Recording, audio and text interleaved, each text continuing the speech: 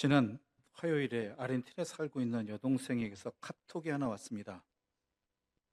창세기에서 요셉이 형들을 만났을 때 여러 번 어렵게 하는데 복수인가?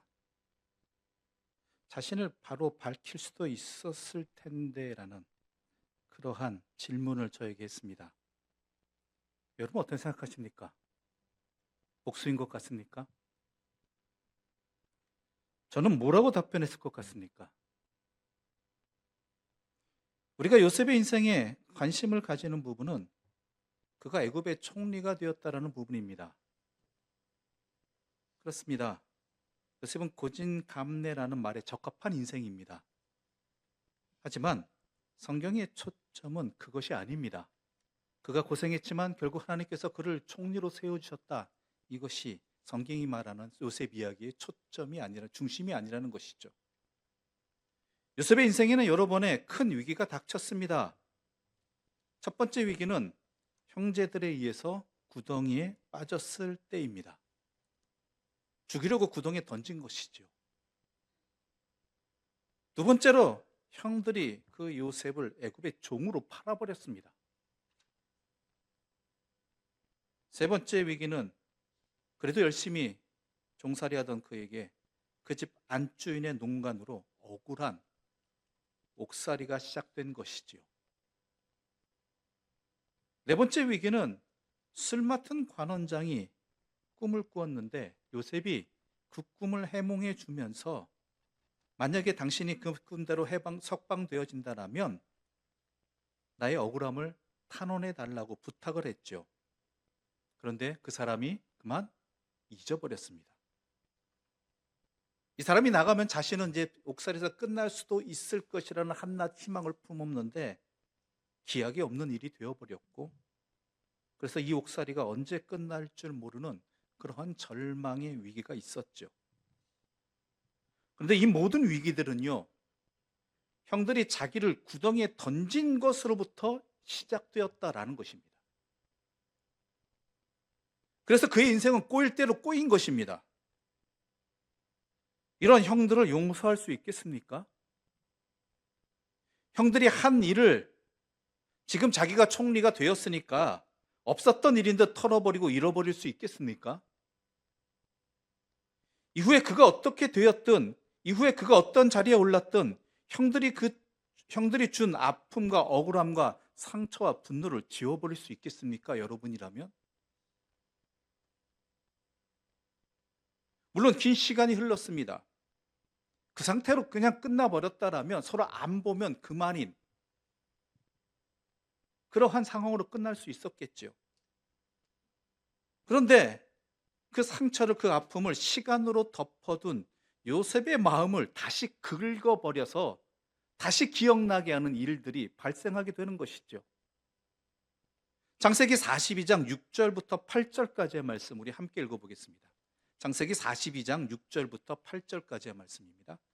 때에 요셉이 나라의 총리로서 그 땅 모든 백성에게 곡식을 팔더니 요셉의 형들이 와서 그 앞에서 땅에 엎드려 절하매 요셉이 보고 형들인 줄을 아나 모르는 채 하고 엄한 소리로 그들에게 말하여 이르되 너희가 어디서 왔느냐? 그들이 이르되 곡물을 사려고 가나안에서 왔나이다. 요셉은 그 형들을 알아보았으나 그들은 요셉을 알아보지 못하더라. 요셉은 22년 만이지만 형들을 보자마자 형들인 줄 알았습니다. 그런데 형들은 요셉을 못 알아봤다라는 것이죠. 아주 오랜 시간이 흘렀고 요셉의 상황도 변했지만 절대 이로 잊을 수 없는 것이 바로 형들이 자신에게 한 일이었습니다. 형들을 보자, 형들을 알아봤다라는 것은 그에게 다시 한번 그 상처와 아픔이 살아났다라는 것입니다. 그 분노가 살아났다라는 것입니다. 그런데 형들은 자신을 알아보지 못했습니다. 자신을 알아보지 못한 형들의 그 모습 밉고 싫었습니다. 아무리 뜻밖이었어도 그렇지 그 모습은 마치 자신들이 요셉을 팔아버렸다는 그 죄악, 그 사실 그 자체도 잊고 있는 것은 아닐까라는 생각이 들 정도였습니다. 피해자는 그 아픔을 잊지 못하는데 가해자는 자신이 가해한 사실도 모르는 일들이 이 사회 속에서 얼마나 종종 벌어지는 일들입니까? 물론 이 시점에서 요셉은 여러 가지 일들을 겪으면서 자기가 팔려오고 애굽의 총리가 되게 하신 하나님의 뜻을 어렴풋이는 알아가고 있었던 것 같습니다. 하지만 막상 형들의 얼굴을 보고 그리고 자신을 알아보지 못하는 형들의 모습에 그 깨달음을 받아들일 수가 없었고요. 형들에 대한 분노도 다시금 치밀어 올랐다라는 것이죠. 아무리 하나님께서 그렇게 말씀하신다 할지라도 이 형들의 이 모습 앞에서 도저히 하나님의 뜻 앞에서 아멘이라고 이야기할 수 없는 상황이 되어버린 것입니다. 우리들도 이 요셉의 마음을 압니다. 아픔과 억울함이 한이 되어버렸습니다. 그 상처와 분노가 응어리가 됩니다. 잊힌 듯 하다가도 기억이 납니다. 지워진 듯 하다가도 선명하게 떠오릅니다. 없었던 일이 되지 않습니다. 고운 마음으로 덮지 못합니다. 닫힌 마음은 열리지 않고 꼬인 마음은 풀리지 않습니다.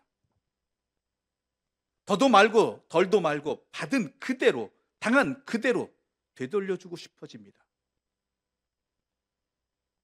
요셉은 그래서 그런지 여러 번에 걸쳐서 형들을 시험합니다.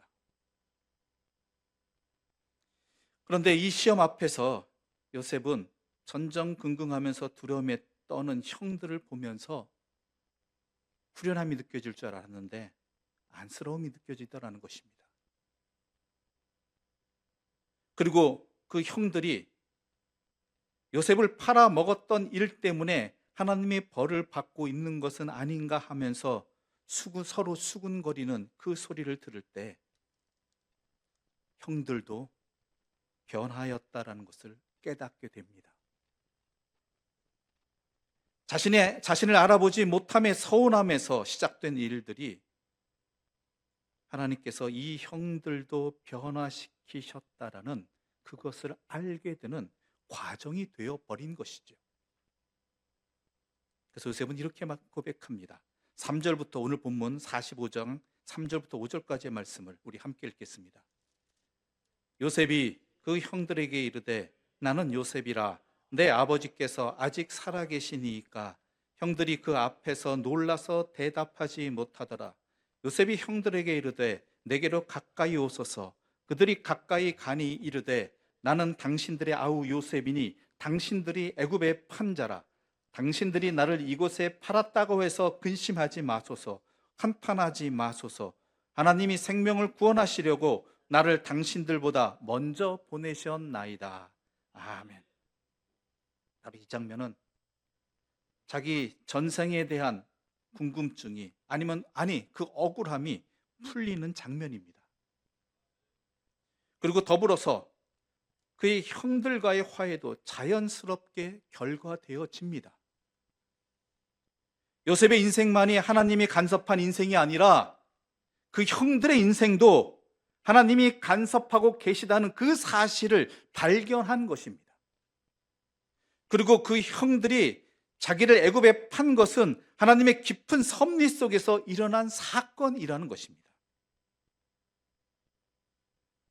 이러한 결과와 고백 그리고 화해가 이루어지게 된 것은 다름 아니라 요셉이 자신의 인생의 주어를 상황으로 삼지 않고 사람들로 삼지도 않고 자기 자신으로 삼지도 않았기 때문입니다. 나는 형들의 피해를 입은 자다. 형들이 나를 팔았다. 상황이 나를 이렇게 망가뜨렸다. 이렇게 보지 않았기 때문이라는 것입니다. 내가 왜 이런 일을 당해야 되지? 형들은 나에게 왜 이랬지? 보디발의 아내는 왜? 그리고 술 맡은 관원장은 왜 나의 부탁을 잊어버렸을까? 이렇게 생각했던 것이 요셉이었습니다. 그러나 점차 이 모든 일들을 경험하면서 자신의 인생의 주어를 내가 아니라, 형들이 아니라, 상황이 아니라 하나님으로 삼았다라는 것입니다. 그래서 요셉은 말하는 것입니다. 나는 당신들이 애굽에 판 자이다. 나는 당신들이 판 자이다. 그러나 당신들이 나를 이곳에 팔았다고 해서 근심하지 마소서. 하나님이 생명을 구원하시려고 나를 당신들보다 먼저 보내셨나이다. 당신들이 판 것이 아니라 하나님이 보내셨다라는 것입니다. 하나님이 그런 상황을 통해서도 나를 이렇게 되게 하셨다고 하는 것입니다. 하나님이 그들을 통해서, 형들을 통해서 나를 이렇게 되게 하셨다고 하는 것입니다.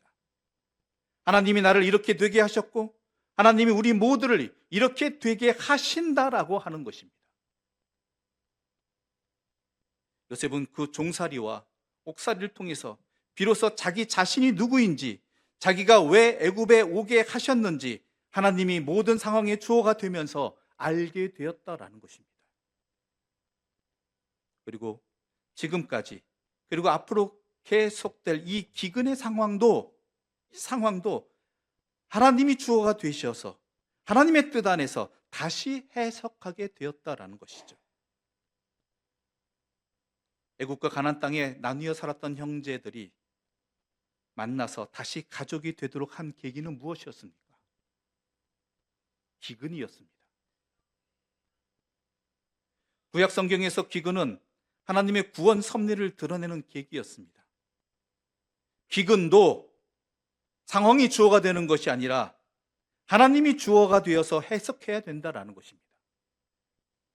기근이 없었다면 요셉은 마음속에 한을 품고 살았을 것입니다.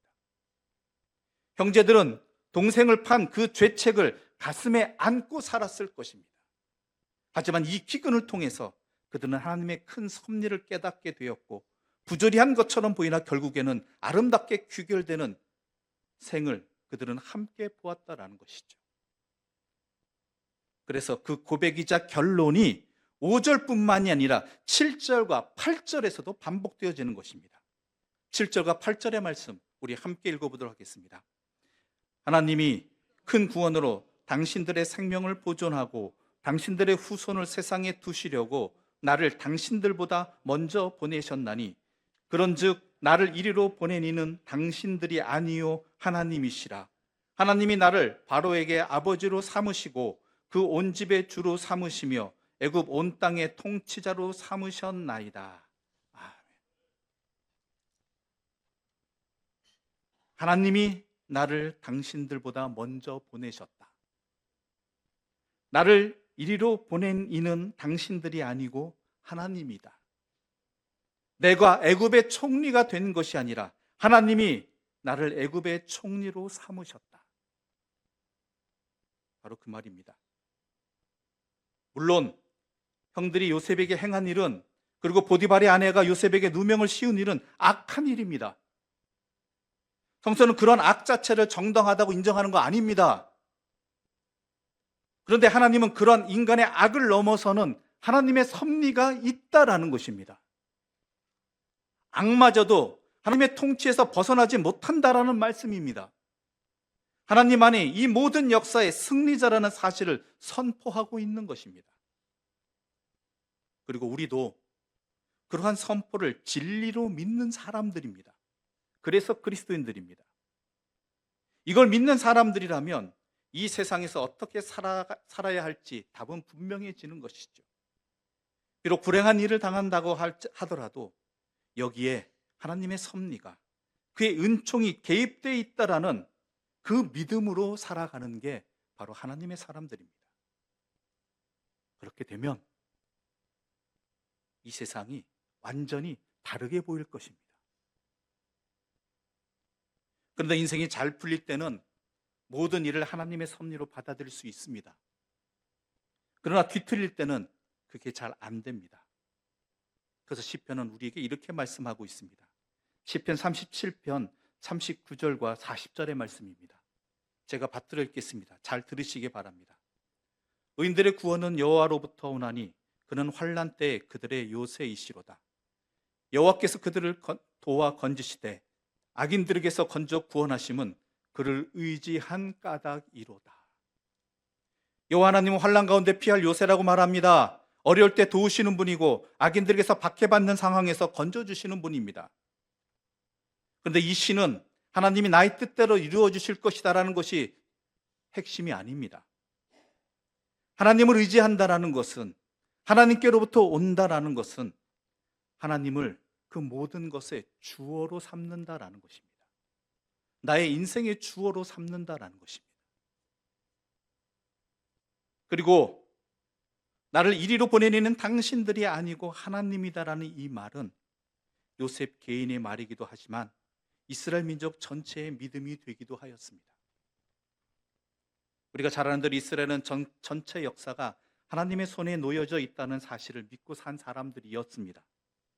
그런데 이스라엘 민족도 요셉이 겪은 어려운 일들을 겪었습니다.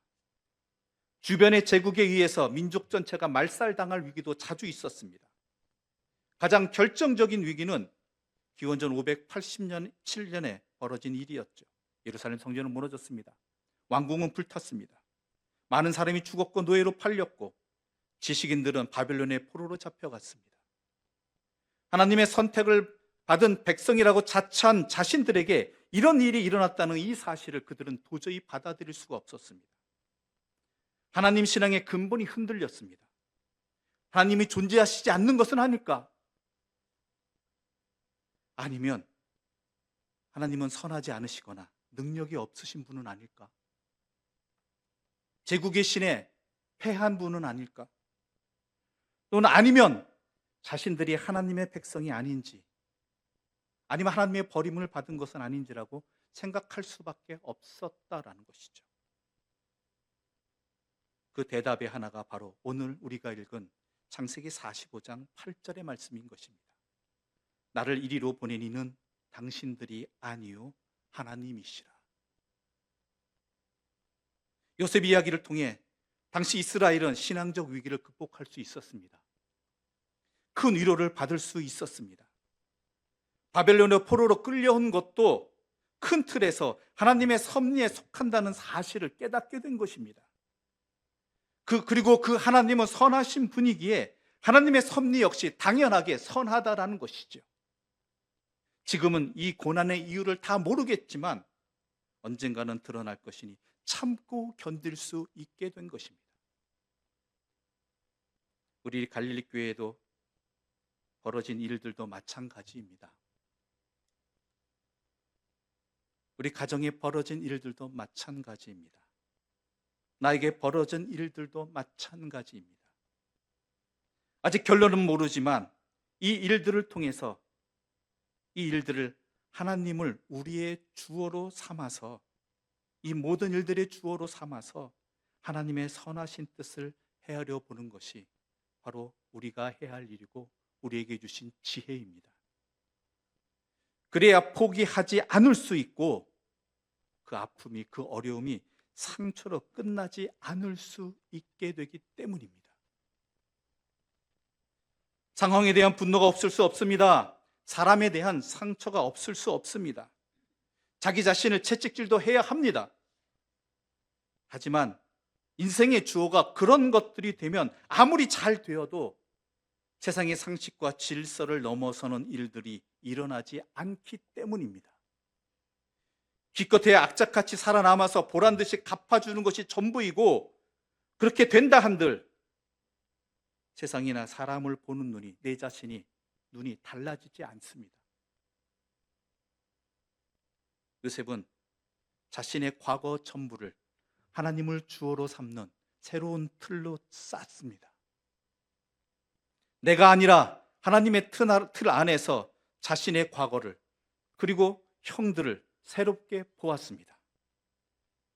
이렇게 새롭게 틀을 짠 단 하나의 행동을 통해서 내가 아니라, 형들이 아니라, 상황이 아니라 하나님을 주어로 삼는 이 단 하나의 행동을 통해서 요셉은 분노와 불의에 대한 원한 감정 없이 살아갈 수 있게 된 것입니다. 그래서 형들을 용서할 수 있었고 형들과 화해할 수 있었던 것입니다. 우리는 과거를 바꿀 수는 없습니다. 그러나 과거를 생각하는 우리의 방식을 바꿈으로써 미래를 충분히 바꿀 수 있는 것입니다. 우리가 어떤 상황에 처했든 간에 그 상황을 하나님이 주어가 되는 새로운 틀 속에 넣음으로써 그 상황에 대한 우리의 반응 전체를 바꿀 수 있는 것입니다. 이것은 우리에게 살아남을 힘을 주며 끈질기게 존속할 용기를 주며 그리고 어둠의 반대편에서 새롭고 보다 나은 날의 빛 속에서 다시 솟아날 회복력을 주는 것입니다. 우리 가운데 그 누가 사람들의 미움을 받아서 어려운 지경에 빠진다 하더라도 하나님이 주어가 되신다라면, 내 인생의 주어가 되신다라면 우리가 당하는 그 어려움이 나중에는 오히려 우리를 괴롭힌 사람들도 살리는 복된 일로 역사하시는 하나님의 일이 되어지는 것입니다.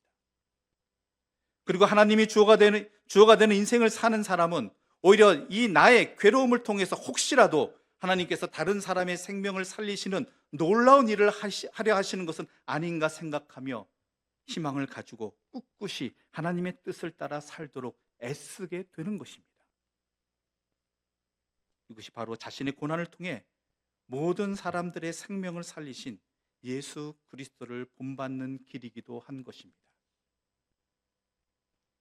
인생의 주어가 하나님이 되실 때만 아예 다른 차원의 삶이 열립니다.